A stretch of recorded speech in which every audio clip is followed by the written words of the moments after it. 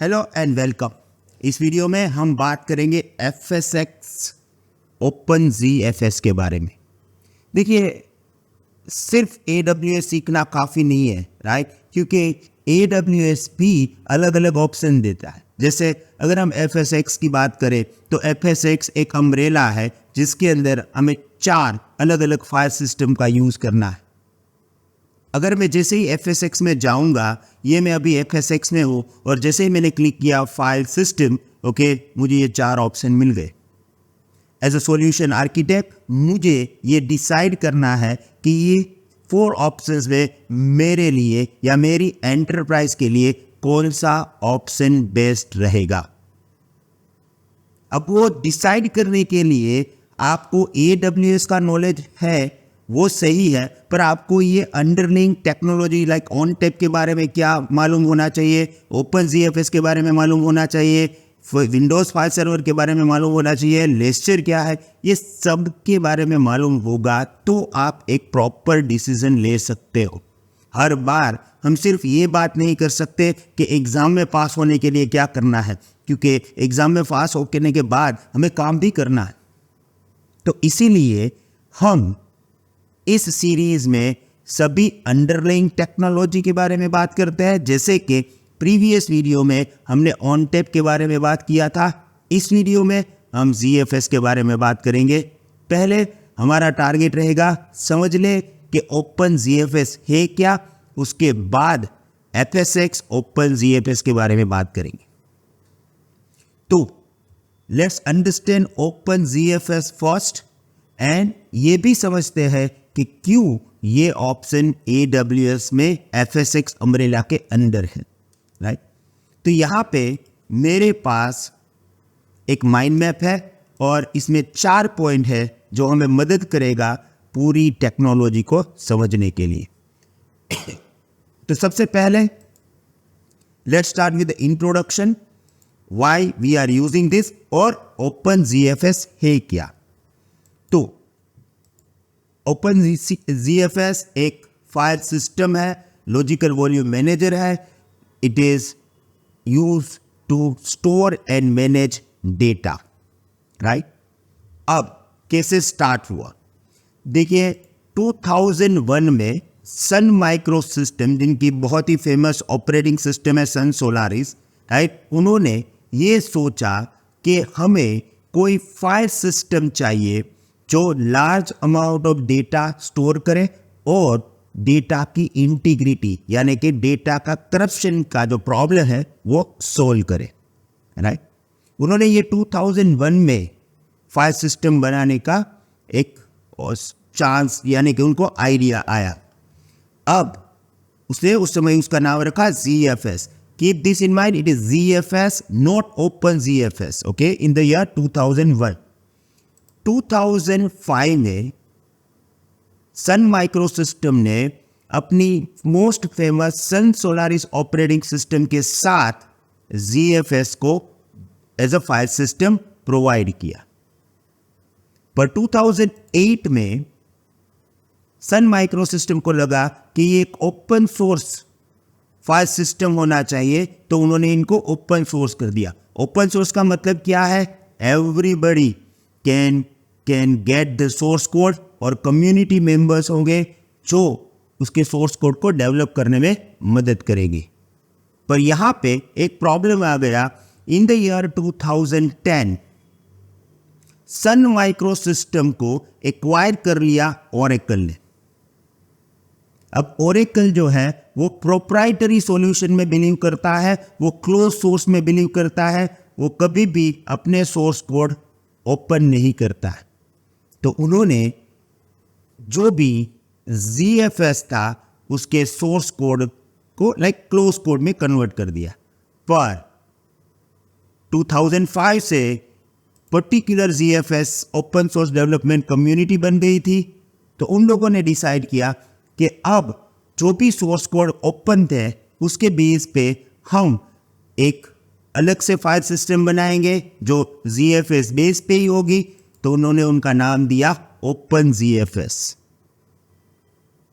अगर हम OpenZFS की बात करें तो ये कोई कंपनी का कोई प्रोडक्ट है? नहीं, ये कम्युनिटी मेंबर्स, प्रोग्रामर्स और कंट्रीब्यूटर्स उसको कंट्रीब्यूट करके उसको डेवलप कर रहे हैं और ये ओपन सोर्स है।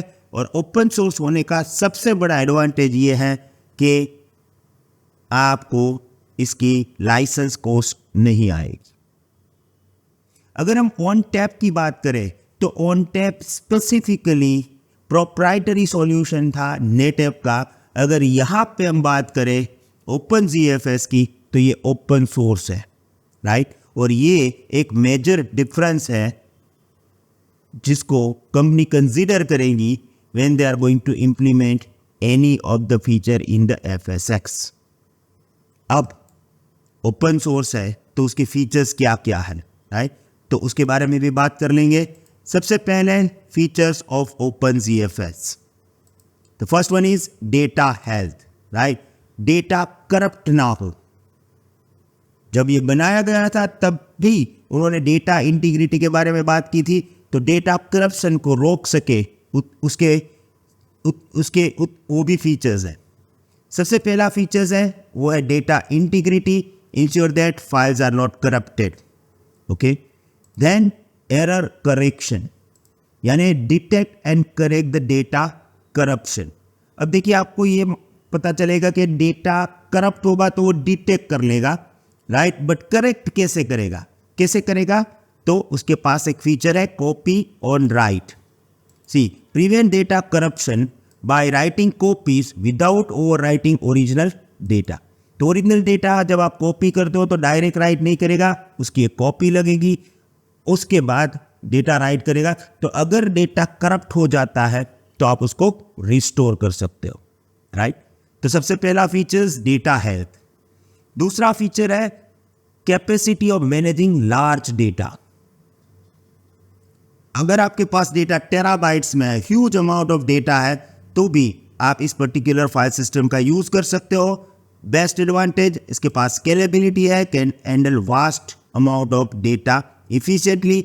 अब आप बोलोगे कि कैसे वो करेगा, क्योंकि इसके पास है स्टोरेज पूल। स्टोरेज पूल का मतलब क्या है, group of devices into the storage area, right. तो आप मल्टीपल डिवाइस को ऐड करके उसका स्टोरेज पूल बनाओगे, तो कभी भी आपको अगर huge amount of data store करना है तो आप उसके अंदर स्टोरेज डिवाइस ऐड करके स्टोरेज पूल को एक्सपांड कर सकते हैं।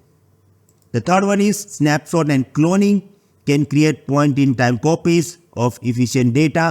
तो अगर कुछ प्रॉब्लम होगा तो आप उस डेटा का स्नैपशॉट को रिस्टोर भी कर सकते हो। Then prevention of data corruption, checksum, verify the integrity of the data during transaction. जब आप डेटा को ट्रांसफर करते हो तो डेटा में कुछ भी प्रॉब्लम नहीं हुआ है, वेरिफिकेशन होगा using checksum. Then RAID Z, आपको मालूम ही होगा there is RAID level, right. RAID can be hardware, RAID can be software. जैसे कि विंडोज के अंदर redundant array of independent disk के अलग अलग ऑप्शंस आते हैं, RAID level 0, RAID level 1, RAID level 5 supported by Windows.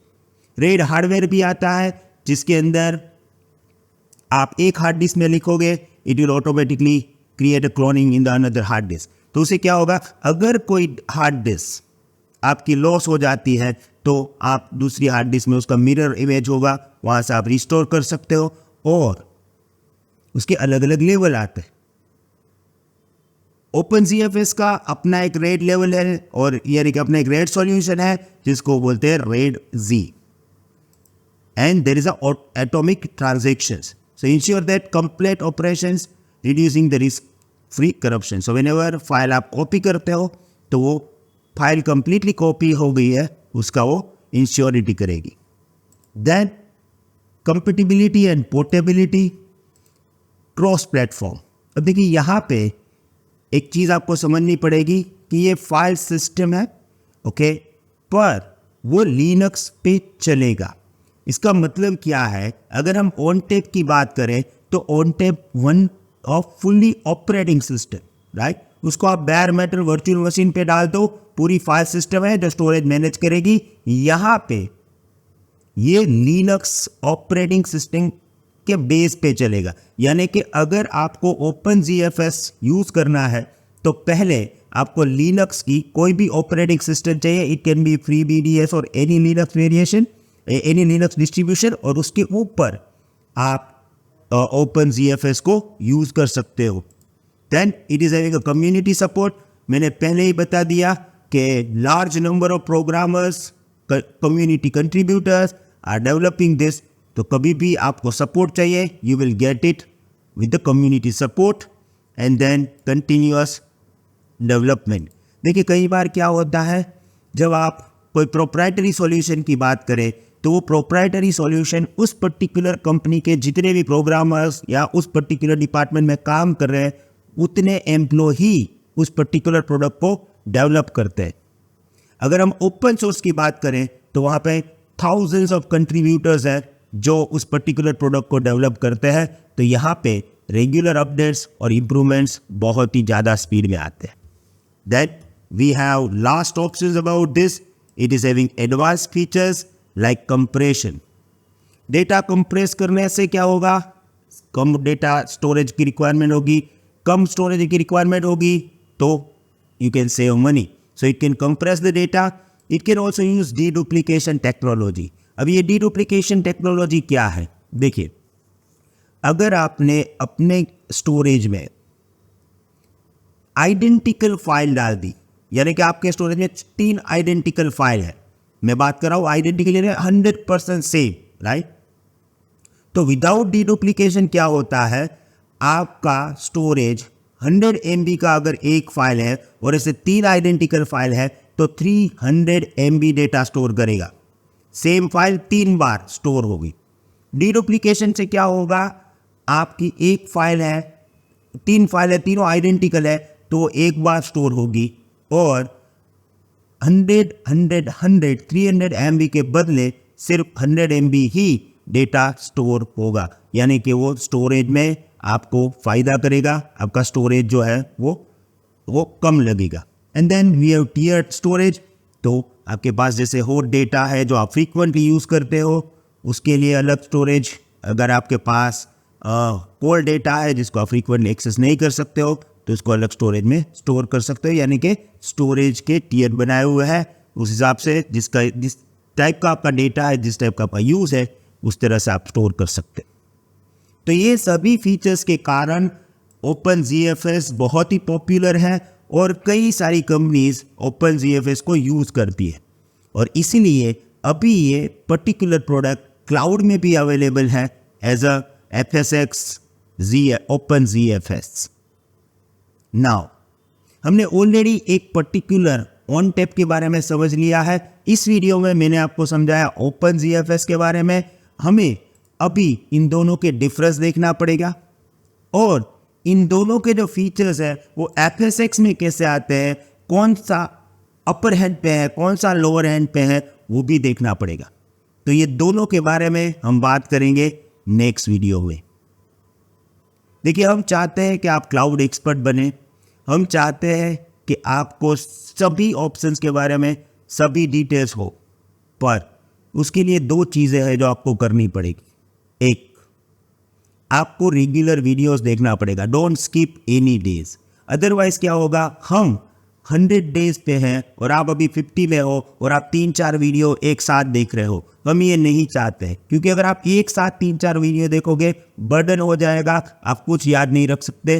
तो हम रोज़ एक वीडियो डालते हैं, आप रोज एक देख लो और हमारे साथ रहो इस जर्नी में, क्योंकि 100 डेज जर्नी के बाद कई सारे अलग अलग ऑप्शंस भी इस पर्टिकुलर चैनल पे आएंगे।